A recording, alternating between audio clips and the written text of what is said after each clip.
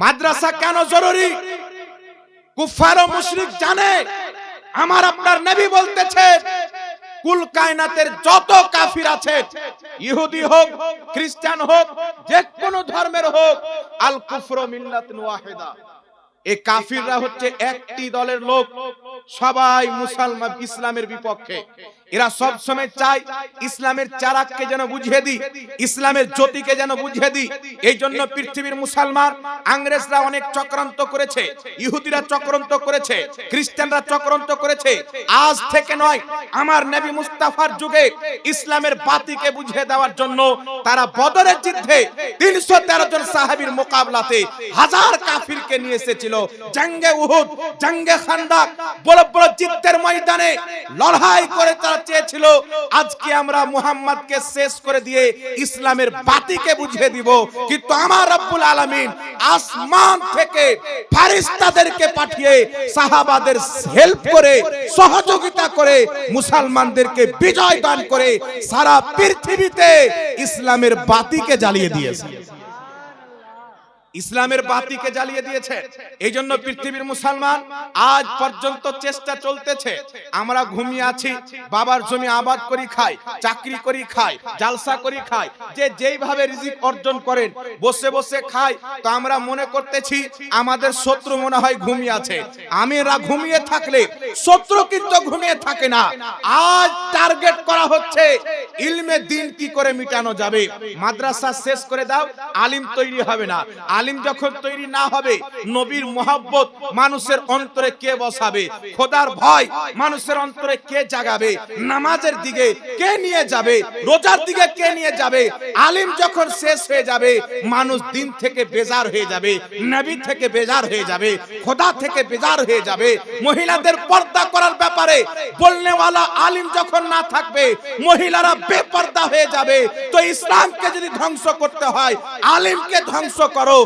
আজ এই এলাকার মানুষ মাদ্রাসা কায়েম করেছেন, এটা হলো আলিম তৈরি করার ফ্যাক্টরি। এখান থেকে আলিম তৈরি হবে, আমার নবীর শরীয়তকে পৃথিবীর কোনা কোনাতে প্রচার করবে। বলেন সুবহানাল্লাহ। সুবহানাল্লাহ। নারায়ে তাকবীর, নারায়ে তাকবীর, নারায়ে রিসালাত, নারায়ে রিসালাত, মাসলাকে আলা হযরত দ্বীন ইসলাম, নারায়ে তাকবীর, নারায়ে রিসালাত। আল ইলমু নূরুন, ইলম হচ্ছে নূর। যেই ব্যক্তির অন্তরের ভিতরে ইলম গেঁথে যায়, তার ভিতরকেও মুনাওয়ার করে দেয়, তার বাহিরকেও মুনাওয়ার করে দেয়। আর জোরে বলতে হয় সুবহানাল্লাহ। তাই আমার আপনার নবী 1450 বছর পূর্বে বলেছেন, তালাবুল ইলমে ফরিদাতুন আলা কুল্লি মুসলিমিন ওয়াল মুসলিমাত। ইলমে দিন শিক্ষা করা প্রত্যেক মুসলমান পুরুষ এবং নারী উভয়ের উপরে আল্লাহ পাক ফরজ করে দিয়েছে। ইলম যদি না থাকে, কতটুক পর্দা করতে হবে একটা নারী বুঝতে পারবে না। ইলম যদি না থাকে, নামাজের গুরুত্ব মানুষ বুঝতে পারবে না, নামাজের ফরজ কটা জানবে না, ওয়াজিব কটা জানবে না, ফরজ গোসলের তরিকা জানবে না। এই জন্য পৃথিবীর মুসলমান এতটুকু ইলম শিক্ষা করা প্রত্যেক মুসলমানের প্রতি আমার আল্লাহ ফরজ করে দিয়েছেন, যাতে হারাম হালাল আপনি বেছে চলতে পারেন, হালাল হারাম বেছে চলতে পারেন। ইলম না হওয়ার কারণে সমাজের মধ্যে কোনো ডুপ্লিকেট মৌলবি চলে আসছেন, আসার পরে মানুষকে বলছেন এটা হারাম, মানুষ মনে করছে এটাই হারাম। এটা হালাল, মানুষ মনে করছে এটাই হালাল। কিন্তু পৃথিবীর মুসলমান আপনাদেরকে বলতে চাই, আলিম হবে দুই প্রকার। একটা আলিম হবে যাদেরকে কিয়ামতের ময়দানে মুখের ভরে ফেলে জাহান্নামের ফেরেশতারা পাও ছিঁচড়ে জাহান্নামে নিয়ে যাবে। আর এক প্রকারের আলিম হবে যাদের মাথাতে নুরানি তাজ পরানো হবে। তাজ কাদের মাথায় পরানো হবে? কাকে জাহান্নামে নিয়ে যাওয়া হবে? যারা নবী পাকের মান সম্মানকে ছোট করার চেষ্টা করে, তাদেরকে জাহান্নামে নিয়ে যাওয়া হবে। আর যারা নবীর প্রশংসা করে, সবচেয়ে আলা আলা মনে করে, তাদের মাথাতে তাজ পরিয়ে আল্লাহ সম্মানিত করে তাদেরকে জান্নাতে পাঠাবে।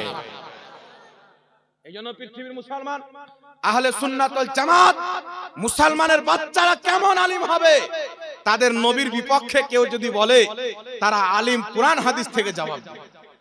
ওলির বিপক্ষে বললে তারা জবাব দিবে, খোদার বিপক্ষে বললে তারা জবাব দিবে। আমার নবী মুস্তাফার জামানাতে কুফার ও মুশরিকরা আমার নবীকে গালি দিত, হযরতে হাসান বিন সাবিত নবী পাকের সাহাবী ছন্দের মাধ্যমে, গজলের মাধ্যমে ওই কাফিরদের জবাব দিত, ছন্দের মাধ্যমে জবাব দিত। এই জন্য পৃথিবীর মুসলমান হযরতে হাসান বিন সাবিতের প্রতি আমার নবী খুশি হয়ে, রাজি হয়ে নিজের শরীরের নূরানি চাদর তিনাকে দান করে দিয়েছেন। একটু জোরে হবে না সুবহানাল্লাহ? নিজের দেহের চাদর তিনাকে দান করেছিলেন। নবী পাকের চাদরকে মামুলি মনে করিয়েন না। কিতাবটির নাম হচ্ছে সহিহ মুসলিম। বুখারী শরীফের পর যেই কিতাবের স্থান, এই কিতাবের মধ্যে একবারে সহিহ সনদে হাদিস এসেছেন। নবী পাক সাল্লাল্লাহু আলাইহি সাল্লামের একটা জুব্বা মুবারক মা আয়েশা সিদ্দিকা রাদিয়াল্লাহু তাআলা আনহার নিকটে ছিলেন। উনি যখন ইন্তিকাল করলেন, জুব্বাটা ওনার একজন বান্ধবীর কাছে চলে আসে।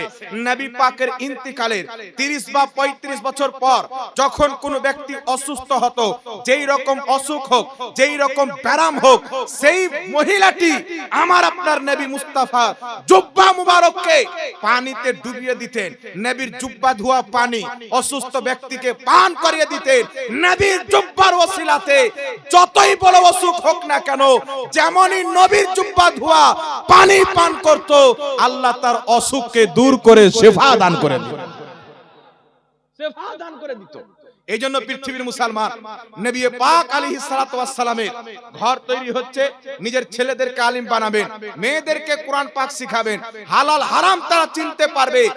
আজ যদি মুসলমান সত্যকারী মুসলমান হয়ে যায়, আজ পর্যন্ত মুসলমানের প্রতি কেউ যদি আঙ্গুল তুলে, আমার আল্লাহ ফেরেশতা পাঠিয়ে তাদের সাহায্য করবে। একজন মুসলমান এসেছিলেন এই ভারতের মাটিতে, তখন সেই রকম মুসলমান ছিল না, কয়েকশো মুসলমান। একজন মার্দে মুজাহিদ খাজা মঈনুদ্দিন চিশতি রাহমাতুল্লাহ আলাইহি নবী পাকের রওজা জিয়ারত করতে গিয়েছিলেন। আল্লাহর নবী তিনাকে বলেছিলেন, তুমি ভারতে গিয়ে ইসলাম প্রচার করো। এই ভারতের মাটিতে যারা নিচু জাতির ব্যক্তি ছিল, দলিত যাদেরকে বলা হয়, শূদ্র যাদেরকে বলা হয়, চামার যাদেরকে বলা হয়, এদের প্রতি এত জুলুম, এত অত্যাচার হতো। যদি কোনো মহিলার স্বামী মারা যেত, সেই স্বামীর সাথে জীবিত মহিলাকে আগুনে জ্বালিয়ে মারা হতো, আগুনে জ্বালিয়ে মারা হতো। দলিত ব্যক্তিদেরকে তারা যখন রাস্তাতে চলতো, তাদের কোমরে একটা করে ঝাঁটা বেঁধে দেওয়া হতো, যাতে তাদের পায়ের দাগ জমিনে না পড়ে। তাদের গলাতে একটা করে কলসির মতন সামান বেঁধে দেওয়া হতো, এদের সামানের থুক যেন মাটিতে না পড়ে। এত জুলুম, এত অত্যাচার ছিলেন আমার নবী মুস্তাফা সাল্লাল্লাহু আলাইহি সাল্লাম খাজা মঈনুদ্দিন চিশতিকে এই ভারতের মাটিতে পাঠালেন। হযরতে খাজা মঈনুদ্দিন চিশতি উনি যখন ভারতের মাটিতে আসলেন, রাজস্থানের মাটিতে, ওই সমাতে পৃথিবী রাজের রাজত্ব কায়েম ছিলেন। খাজা মঈনুদ্দিন চিশতি রাহমাতুল্লাহ আলাইহি মানুষদেরকে দাওয়াত দিতে আরম্ভ করলেন, ইসলামের তালিম দিতে আরম্ভ করলেন। শত শত লোক তিনার কথা শুনে, তিনার কারামতকে দেখে, তিনার ক্যারেক্টারকে দেখে ইসলাম ধর্ম যখন কবুল করতে আরম্ভ করলো, পৃথিবীরাজ বাদশার ব্রেনে খটকা লেগে গেল, একে তাড়াতে হবে, একে ভাগাতে হবে। সে অনেক চেষ্টা করলো, পানি বন্ধ করলো, তবুও তিনাকে তাড়াতে পারলো না। শেষের বেলা জয়পাল নামক একজন জাদুগারকে ডাকা হলো। ওই জামানার সবচাইতে বড় জাদুগার ছিল, তিনাকে যখন ডাকা হলো, এই জয়পাল জাদুগার হযরতে খাজা মঈনুদ্দিন চিশতি একটা পাহাড়ের পাশে অবস্থান করে আল্লাহর জিকির আজকার করতেন, খোদা পাকের ইবাদত করতেন। জয়পাল জাদুগার নিজের জাদুই তাকাতে, জাদুই শক্তিতে বিশাল বড় একটা পাথরকে তুলে খাজা মঈনুদ্দিন চিশতির দিকে নিক্ষেপ করে দেয়। হযরত খাজা মঈনুদ্দিন চিশতি একটি দাগ টেনে দেয়। দাগ টানার পর নিজের মুরিদদেরকে বলে, নিজের মুসলমানদেরকে বলে, তোমরা এই দাগের ভিতরে চলে এসো, আল্লাহ আমাদের হিফাজত করবে, আল্লাহ পাক আমাদেরকে বাঁচাবে।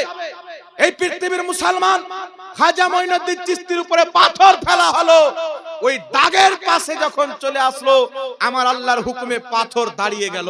এই কারামতকে দেখে আরো মুসলমানের সংখ্যা বাড়তে লাগলো। কি ব্যাপার আছে মুসলমান, একজন মঈনুদ্দিন চিশতি যার গায়েব থেকে আল্লাহ সাহায্য করতেছেন, আজকে মব লিচিং করে মুসলমানকে মারা হচ্ছে, মুসলমানের বাড়িকে জ্বালিয়ে দেওয়া হচ্ছে, তার গাড়িকে জ্বালিয়ে দেওয়া হচ্ছে, তার দোকানকে জ্বালিয়ে দেওয়া হচ্ছে। আল্লাহর পক্ষ থেকে সাহায্য আসে না, কারণ হচ্ছে মুসলমান আমরা আল্লাহ আল্লাহর হুকুম থেকে পিছিয়ে গেছি, আল্লাহ নিজের সাহায্যের হাত আমাদের থেকে সরিয়ে নিয়েছেন। মুসলমান নামাজ পড়বে না, সাহায্য কি করে আসবে? মুসলমান মায়েরা বহু বেটিরা বেপরদা ঘুরবে, কেমন করে সাহায্য আসবে? মুসলমান রোজা রাখবে না, সাহায্য কেমন করে আসবে? মুসলমান সুদ খাবে, আল্লাহ কেমন করে সাহায্য করবেন? মুসলমান দারু খাবে, আল্লাহ কেমন করে সাহায্য করবে? খোদার কসম খেয়ে বলি, যেই মুসলমান আমার নবীর সুন্নাত মোতাবিক জীবন যাপন করে, আল্লাহ পাক তার গায়েব থেকে সাহায্য করে। জোরে হবে না সুবহানাল্লাহ? এই জন্য পৃথিবীর মুসলমান আমাদেরকে আমাদের রাসূলের ক্যারেক্টারের ব্যাপারে জানতে হবে, নবী পাকের চরিত্রের ব্যাপারে জানতে হবে, আমার নবী কেমন ভাবে চলেছেন। আপনারা জানেন পৃথিবীর মুসলমান সাহাবায়ে কেরাম আমার নবীকে এত ফলো করতেন, আল্লাহর নবী মুস্তাফা সাল্লাল্লাহু আলাইহি ওয়াসাল্লাম সাওমে বিসালে রোজা রাখতেন। কয়েকদিন পর্যন্ত সেহরিও নয়, ইফতারও নয়, না খেয়ে খেয়ে রোজা রাখা। সাহাবায়ে কেরাম দেখছেন নবী পাক সাওমে বিসালে রোজা রাখছেন, সাহাবায়ে কেরাম রাখতে আরম্ভ করলেন। একদিন দুই দিন গিয়েছেন, 3 দিনের দিন সাহাবায়ে কেরামের মধ্যে কেউ বেহুশের মতন অবস্থা, কেউ খাম্বাতে হিলান দিয়ে আছেন, কেউ মাথায় পানি ঢালতেছেন। নবী আমার হুজরা থেকে বের হচ্ছেন, দেখতেছেন সাহাবায়ে কেরামের অবস্থা খারাপ। রাসূলের পাক বলছেন কি হয়েছে? সাহাবী বলছেন ইয়া রাসূলুল্লাহ, সহিহ মুসলিমের হাদিস। নবী পাক বলছেন সাহাবী বলছেন ইয়া রাসূলুল্লাহ, ইয়া হাবিবাল্লাহ, আপনি সাওমে বিসালে রোজা রাখেন, আপনাকে দেখে আমরাও রাখতে আরম্ভ করেছি। কয়েকদিন চলে যাওয়ার পর আমাদের শক্তি জবাব দিয়ে দিয়েছে, আমরা আর সহ্য করতে পারি না। আমার আপনার নবী সাহাবীকে বলেছিলেন আইয়ুকুম মিসলি, তোমরা কে আছো আমার মতো? জোরে হবে না সুবহানাল্লাহ? নবী বলছেন আইয়ুকুম মিসলি, তোমরা কে আছো আমার মতো? ইন্নী লাস্তু মিসলুকুম, তোমরা কেউ আমার মত নয়। ইয়া আবু বকরিন লাম ইয়ারিফনি হাকিকাতান সিওয়া ইয়া রাব্বি, এই আবু বকর আমার হাকিকত কি আল্লাহ ছাড়া কেউ জানে না। আবি তো ইনদা রাব্বি ইতঈমুনি ওয়া ইয়াসকিনি, আমি রাত্রি আমার আল্লাহর কাছে কাটাই, আমার আল্লাহ আমাকে খাওয়ায়, আমার আল্লাহ আমাকে পান করায়। আর একটু জোরে হবে না সুবহানাল্লাহ? তাহলে ব্যাপারটা দেখেন বিরাদর ইসলাম, সাহাবায়ে কেরামকে রাসূলের পাককে সাহাবায়ে কেরাম কত ফলো করতেন। আল্লাহু আকবার কবিরা, সাওমে বিসালে রোজা নবী যতদিন খাবেন না আমরাও ততদিন খাবো না। রাসূল পাকের কদমে কদম মিলিয়ে নবী পাকের সুন্নাতে আমল করে সাহাবারা জীবন যাপন করতেন। যখন জঙ্গে বদর কায়েম হয়, বদরের যুদ্ধের ময়দানে আমার আপনার নবী 313 জন সাহাবীকে নিয়ে ময়দানে হাজির আছেন, বিপক্ষে হাজার কাফির। প্রত্যেক সাহাবীর হাতে অস্ত্র নাই, কিন্তু কাফিরের হাতে অস্ত্র রয়েছে। কাফিররা ভেবেছিল আমাদের ভয়ে মুহাম্মাদের মান্যকারীরা ইসলামকে ত্যাগ করে দিবে। তারা বলেছিল এই মুহাম্মাদের মাননেওয়ালা, এই মুহাম্মদ সাল্লাল্লাহু আলাইহি সাল্লামের কালমা পড়নেওয়ালা, এখনো সময় আছে, তোমরা 313 জন, আমরা হাজারো জন দাঁড়িয়ে আছি, যদি তোমরা চাও তোমাদের স্ত্রী যেন বেওয়া না হয়ে যায়, মুহাম্মদকে ছেড়ে দাও, তোমার ছেলে ইয়াতিম না হয়ে যায়, মুস্তাফাকে ছেড়ে দাও। সাহাবায়ে কেরাম বলতেছেন একটা জীবন কোন কথা, খোদা যদি লক্ষ লক্ষ জীবন দান করে মুহাম্মদ আরবির কদমে কুরবান করে দেবে। करो तेरे नाम पे जा फिदा, न बस एक जा दो जहां फिदा, दो जहां से भी नहीं जी भरा, करो क्या करोड़ों जहां नहीं। এই জন্য পৃথিবীর মুসলমান 313 জন সাহাবীকে বদরের যুদ্ধের ময়দানে নামিয়ে দেওয়ার পর আমার আপনার নবী দোয়া করেছিলেন, আল্লাহ এই 313 জন সাহাবী যদি কামিয়াব না হতে পারে, এদেরকে যদি তুমি সহযোগিতা করে জয় না লাভ করাতে পারো, এই জমিনের মাটিতে তোমার হয়তো আর ইবাদত হবে না। আমার নবীর দোয়া আরশ পর্যন্ত কারেন্টের মতন পৌঁছে গেল। হাজারো হাজার ফেরেশতাকে আল্লাহ পাক ময়দানে পাঠিয়ে কাফিরদের গর্দানকে উড়িয়ে 313 জন মুসলমানকে আল্লাহ বিজয় দান করেছিলেন। জোরে বল সুবহানাল্লাহ। মুসলমান তো তিনারা ছিলেন, মুসলমান তো আমরাও আছি। কটা লোক সমাজে আছে যে হালাল খায়, কটা লোক আছে যে যাকাত দেয়, কোটি কোটি টাকার বাড়ি, কোটি কোটি টাকার গাড়ি, কোটি কোটি টাকার জমি, কটা লোক যাকাত বের করে, কটা লোক ফসলের ঠিকভাবে ওসুল বের করে। আল্লাহ পাক বলছেন, বান্দা জমিন থেকে যা বের হচ্ছে তুমি এটা মনে করিও না আমি পানি দিচ্ছি তাই ফসল হচ্ছে, জমিনে বীজ বুনছি তাই ফসল হচ্ছে। আমি আল্লাহ, তুমি মেহনত করছো, দিচ্ছি আমি আল্লাহ। আমি আল্লাহ যদি নিষেধ করে দিই, তুমি যতই পানি দাও, যতই বীজ বুনো, ফসল হতে পারে না, আমি আল্লাহ যদি না দিই পানি বের হতে পারে না, আল্লাহ যদি না দিই গম হতে পারে না, ধান হতে পারে না, আমি আল্লাহ তোমাকে দিচ্ছি, তুমি তোমার সম্পদের ওসর বের করে আল্লাহর রাস্তাতে দিয়ে তোমার ফসলটাকে পাক বানিয়ে নাও। কেমন করে পাক করব? রাসূলে পাক বলছেন 10 হিস্সাতে 1 হিস্সা। আমাদের দেশের লোক মনে করে শুধু ধানের ওসুল দিতে হয়, কিছু কিছু লোক কিছু তো ওটাও দেয় না। কিছু লোক মনে করে গমের দিতে হয়, পাটের দিতে হয় না, টমেটোর যদি হয় তারও ওষুধ দিতে হবে, বাগানের ওষুধ দিতে হবে, যা কিছু জমিন থেকে বের হবে সব আপনাকে ওসুল বের করতে হবে। যদি আল্লাহ দেওয়া পানিতে হয় আপনাকে মেহনত না করতে হয়, তাহলে 10 ভাগের 1 ভাগ বের করতে হবে। আর যদি আপনি পানি দিয়ে মেহনত করে করেন তো 20 ভাগের 1 ভাগ বের করতে হবে। কথা হবে না সুবহানাল্লাহ? 20 ভাগের 1 ভাগ আপনাকে বের করতে হবে। মানুষ মনে করে এগুলো তো মৌলবীদের বলার কাজ। মৌলবীরা আব্বার ঘরের কথা বলে না, আল্লাহর কোরআনের কথা বলে, হাদিসের কথা বলছি। যদি আপনি যাকাত না দেন, আপনি যদি ওসর না বের করেন, তো সুদখোরের মধ্যে আর আপনার মধ্যে কি তফাৎ হলো বাবা? মাঠে এত মেহনত করার কি দরকার ছিল? 5 লক্ষ টাকা সুদে লাগিয়ে দিতেন, মাসের মাস 50,000 করে ঢুকতেই থাকতো। তো কেন আপনি ফসল করতে গেলেন? আমি মুসলমান, সুদ খাবো না, এই জন্য তো হারাম খাবো না। তাই ঠান্ডার সময়তে ভোরের বেলা উঠে মাঠে গিয়ে কাজ করেছি।